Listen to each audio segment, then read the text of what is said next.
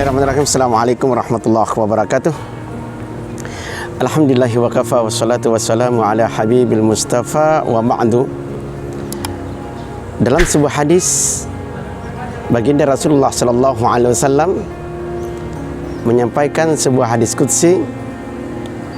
Kata beliau, innallaha yunadi yaumal qiyamah.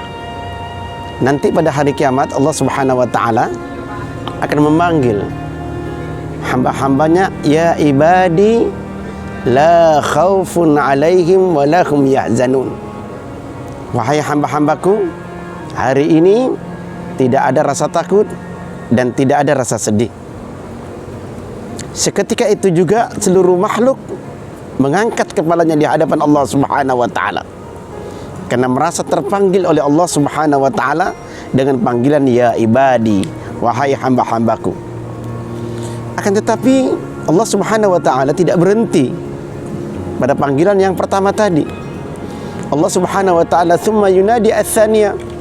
Allah Subhanahu wa taala memanggil untuk kedua kalinya dengan sebuah panggilan, alladzina amanu bi ayatina wa kanu muslimin, yaitu hamba-hambaku yang beriman kepada ayat-ayatku dan mereka itu tunduk patuh menjalankan perintah-perintahku itu.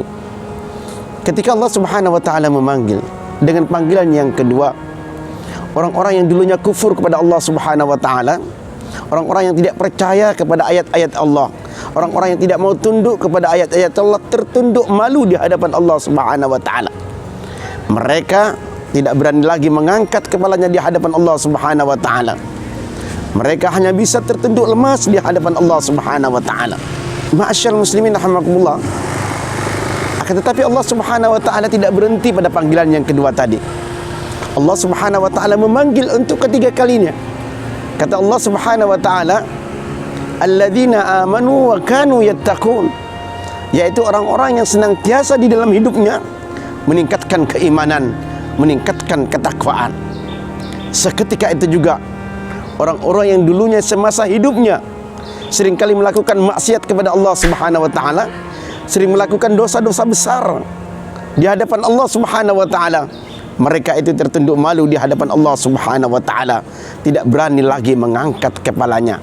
Hanya orang-orang yang beriman, hanya orang-orang yang bertakwa yang berani berdiri tegak di hadapan Allah Subhanahu wa taala dengan kepala berdiri di hadapan Allah Subhanahu wa taala. Mereka sebagaimana yang dijanjikan oleh Allah Subhanahu wa taala, ala inna awliya Allah la khaufun alaihim wa lahum yahzanun.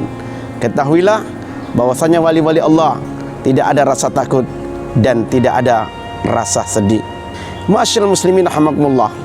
Oleh sebab itu, kalau kita semua diberi kesempatan oleh Allah Subhanahu wa taala berjumpa dengan bulan Ramadan, manfaatkan Ramadan itu bagaimana mampu mengantarkan kita menjadi pribadi-pribadi yang bertakwa. Bapak Ibu yang dirahmati oleh Allah, yang menarik Al-Quranul Karim itu mengungkapkan bahwasanya tujuan daripada puasa itu adalah la'allakum tattaqun. Ya ayyuhalladzina amanu kutiba alaikumusiyam kama kutiba alal ladzina min qablikum la'allakum tattaqun. Wahai orang-orang yang beriman, diwajibkan kepada kalian berpuasa sebagaimana Allah telah mewajibkan kepada orang-orang sebelummu, la'allakum tattaqun, agar kalian itu menjadi pribadi yang bertakwa. Yang menarik dalam ayat ini, Allah Subhanahu wa taala tidak menggunakan kata pasti. Allah Subhanahu wa taala tidak menggunakan bahwasanya kalau engkau berpuasa kamu menjadi orang yang bertakwa, tidak.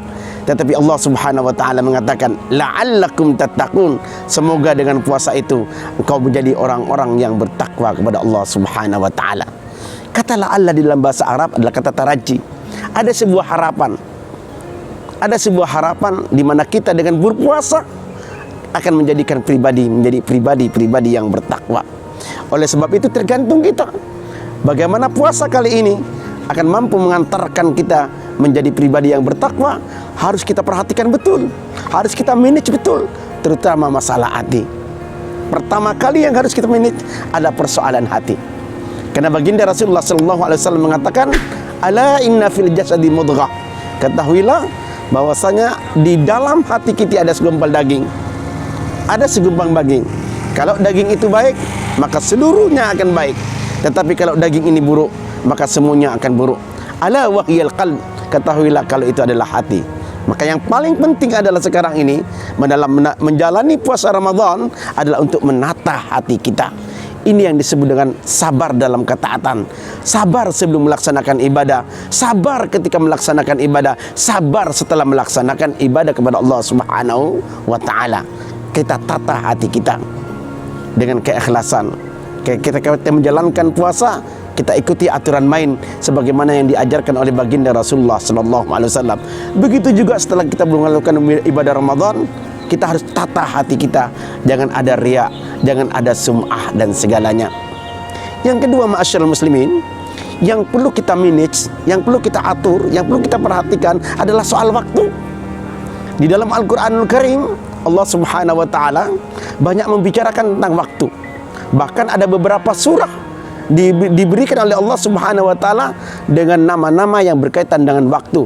Ada surat Al-Asr, ada surat Al-Lail, ada surat Ad-Duha, di mana Allah Subhanahu wa taala kalau berjanji atau bersumpah dengan makhluknya, menurut para ulama itu menunjukkan bahwasanya hal itu adalah hal yang luar biasa.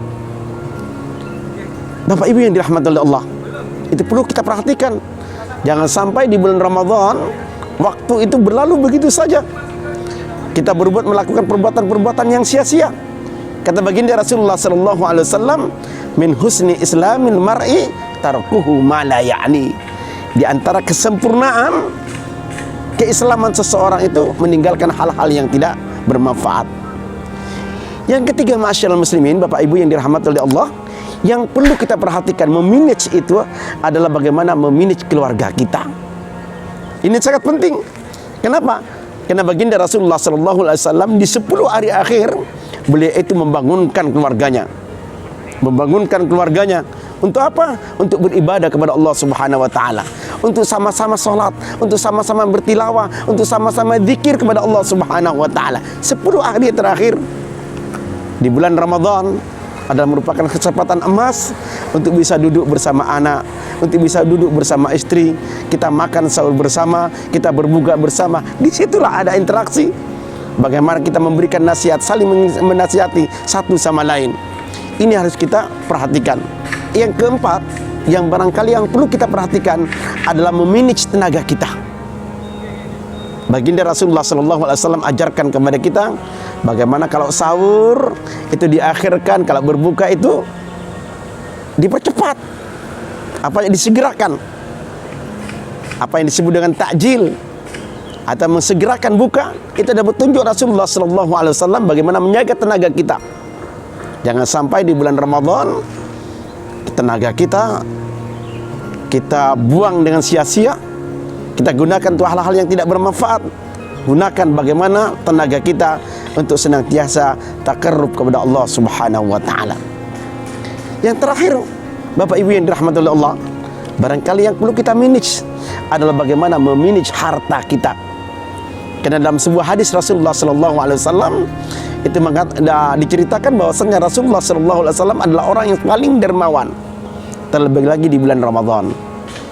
Kita yakin betul bagaimana harta yang kita miliki ada bagian-bagian yang harus kita keluarkan, dan tubuh kita mengajarkan hal semacam itu. Kalau mulut kita hanya masuk saja, gak ada yang keluar, demam kita, sakit kita. Begitu juga soal harta kita. Ada hal-hal yang harus kita keluarkan kepada orang lain. Ada hak-hak orang lain. Hidup ini adalah al-akhdhu wal ata, mengambil dan memberi. Begitu juga Allah Subhanahu wa taala mengajarkan kepada kita, baginda Rasulullah sallallahu alaihi wasallam mengajarkan, khairukum man ta'allamal Qur'an wa 'allamahu. Sebaik-baik kalian adalah orang yang belajar Al-Qur'an kemudian mengajarkan kepada orang lain. Ada yang ngambil, ada yang keluar. Belajar, mengajar. Kita berusaha sedemikian rupa, kita mendapatkan harta, ada bagian kecil yang harus kita keluarkan. Bagaimana memanage itu semua. Mudah-mudahan Ramadan kali ini menjadi Ramadan yang terbaik bagi kita, mampu mengantarkan pribadi menjadi pribadi-pribadi yang bertakwa kepada Allah Subhanahu wa taala. Wabillahi taufiq wal hidayah. Wassalamualaikum warahmatullahi wabarakatuh.